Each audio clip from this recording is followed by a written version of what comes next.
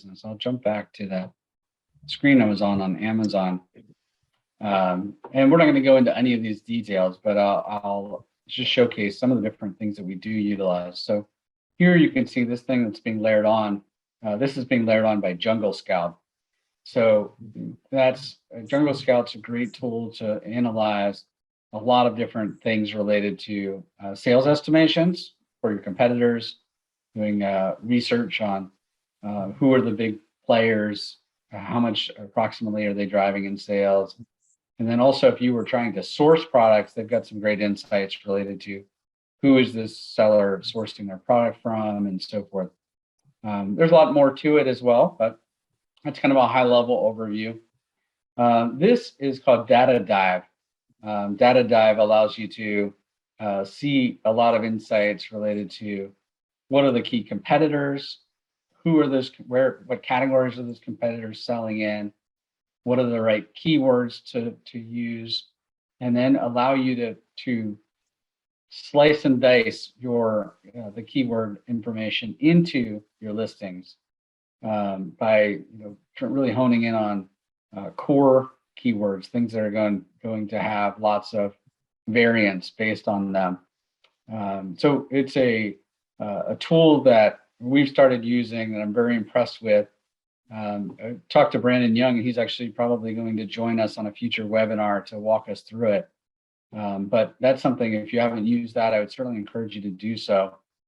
Another tool that we use with high frequency is that Keepa. It says Keepa. It automatically layers on here as well. There's a separate website also. As with all of these tools, have separate websites with even more details than the extension provides on here. But you'll see that this will show me things like the retail price, how it varies, how many sellers are on the listing and how that's varied, how the categories performed, in sales velocity, how my product has performed on review acquisition, the offer counts. I mean, there's just a lot to it that really helps you understand performance on your product as well as competitor products. And then each of these tabs break down additional information. This is one that's particularly helpful. It just shows you all of the product details on any listing, including UPC codes and so forth, average prices. You can see how pricing is trending. Over here, you can see all the different offers on the listing and how their pricing has differed. So if there's a particular map violator or something, you can see when their price dips. You can also see approximately how many stock they have and how many units they've sold.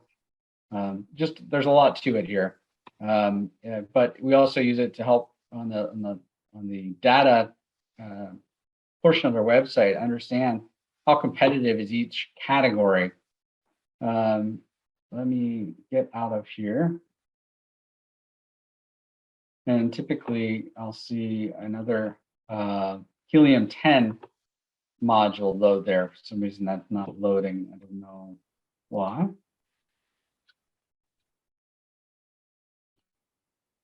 It's on.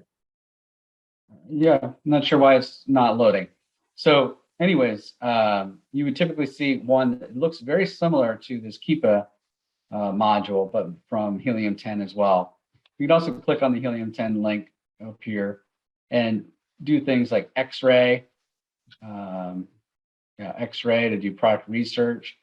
You can grab information from the ASIN, like review information.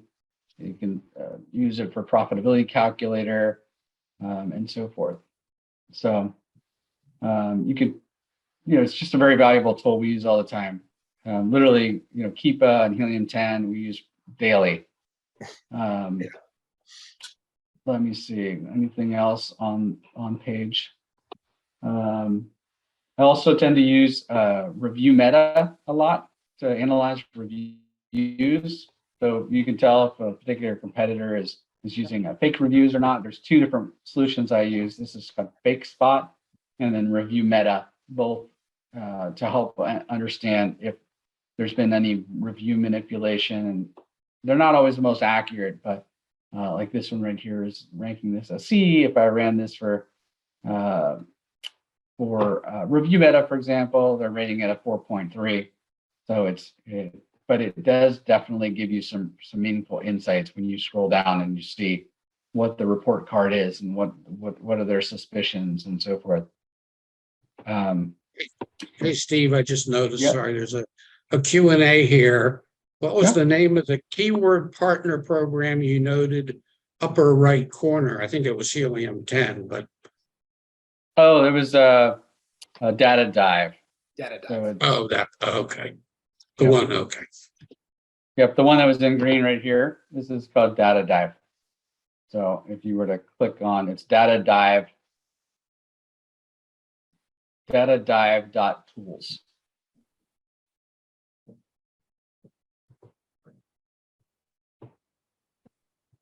And this is some information about it. It's run by Brandon Young, real bright guy. This is some screen examples of the information that is shown and how you're able to gain a lot of really great insights on it with these different sheets that are generated when you're analyzing the business. It's quite impressive. It takes a little getting used to, but there's a lot to it. And hopefully we'll get Brandon on next month's webinar.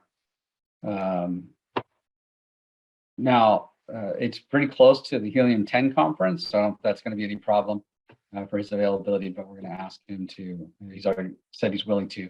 Hopefully he'll be able to make that. So look forward to that. And by the way, if you're not going to the Helium 10 conference, I'd suggest that you consider going.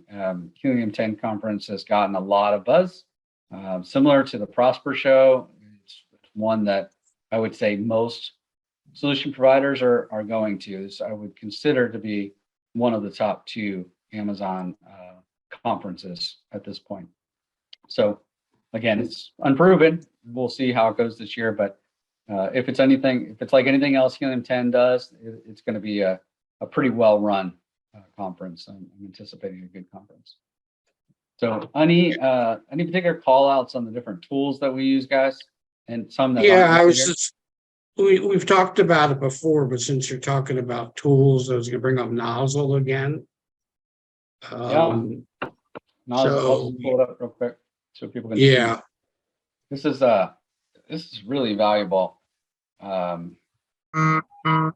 for any type of consumer insights, like cohorts based on how many times people are making repeat purchases, what the lifetime value of those purchases are, and so forth. So you can see an example. It's very inexpensive. $77 a month is their starting price. And let me show you an example. So like here's customer lifetime value. It'll pull in the last 2 years worth of data and showcase. Let me see if this is not. This is not the screen grab, but it basically looks like this, where it'll show you first time purchase profit and then how that looks over time and what's your break even A costs and so forth. Yeah, so basically I was going to say basically what, it rolls everything up to the customer level. And so, for every ASIN you have, it will look at that 2 years of history. And, if you put the data in and they use the default, if you don't, it has the cost of goods and the selling fee and the fulfillment fee. So, it's got all of the cost info. So it's really doing, a lifetime value analysis. It's not like a cost where it's just looking at revenue and advertising. And so, as Steve was saying, you can look at all kinds of breakdowns and say, oh, well, if I could target these people that, I know are going to buy 4 times, well, I can spend this amount of money. Well, you really don't have any way to do that on Amazon. And so you can look at the averages, or, you can see, well, most people buy once or twice, and it will give you the details. And the bottom line is the question it answers is, for every single item you have, it gives you a break even allowable. And so, obviously all kinds of variables, but it's not like you get one number. You get, for every item, it will say, based on what criteria you want to use for this item. If you want to be conservative, I'm just going to assume that on average, everybody will buy twice and that'll be it. If you make that kind of a conservative assumption, it will tell you can spend, I don't remember off the top of my head if it's the dollar amount or an A cost. Either way, it's the same thing. It will tell you, if all you care about is not having to invest in building your customer base, it will tell you the exact number. So, Wes and I recently had a call with a client where we typically don't budget that way. We don't budget based on a cost. We have certain products that are mature and they have to generate a level of profitability. And then we have new products that are customer acquisition growth products. And we've never budgeted to say, oh, okay, our break even a cost is whatever, 50%. What we do is set a budget and say, okay, well, we're willing to invest $20,000 to get this thing up and running and get a number of reviews and get the flywheel going. And so actually in that case, we made the decision to let's not spend the money on Nozzle because we don't budget based on break even a cost. We budget, based on a number that we can afford to spend to get these new products launched. But for probably 99% of the people on Amazon that, either have to break even or make a 10% profit on a new customer, I haven't seen anything else that does this. So this could be extremely powerful. I'd be willing to bet many people that run this report are going to say, oh my goodness, I am like spending way too much money on customer acquisition. So, or opposite, actually. We've seen a lot of people saying, wow, I could spend a really? lot more money on customer acquisition because look how many times they're buying. They're buying that's again interesting. and again. Yeah. Yeah. So, So I think this is a pretty unique tool. It's a very unique tool. And one of our clients is a data scientist that's able to pull all sorts of information similar to this for one of our clients out of their Shopify business. And this tool essentially can replicate that from the Amazon business at a cost of $77 a month. It's a no-brainer, if you ask me. Yeah. The other thing this was just making me think about is the sort of advertising strategies. And, everybody believes, not everybody, many people believe, the Amazon has, got 6 million people working on the A9 and, everybody, they've got it figured down, to the T. They know based on every single search term somebody puts in, which item to show them and all this kind of stuff. And I'm sure, to a certain degree that's true. But working with a client recently where, there were just some issues with brand registry and some of our variations got broken apart. And soon as that happened, the sales completely just disappeared. And so, in most cases, whatever the category is, not always, but mostly people are using head search terms, usually, a 2 or 3 word search term, a fairly broad term. And so you would think, well, Amazon's got all this stuff figured out. It doesn't matter that the variation's broken up because they know exactly what item to put in front of this person. Well, by having this happen, what we've kind of proven is that's not true at all. Because what happened is, they did the best job they could to serve what they thought was the most relevant ASIN in the variation. But somebody clicked on it and then they got to the detail page and there was absolutely no selection, right? No different sizes, no different colors, pack counts. And the sales just completely disappeared. And so, I bring it up just because I thought it was an interesting learning that as sophisticated as they are, they're not that, they're not sort of that all-seeing. But what I was really getting at is when you go in and look at your campaign setup, is, it shows you all the advertised products. So let's just say it's everything in the variation.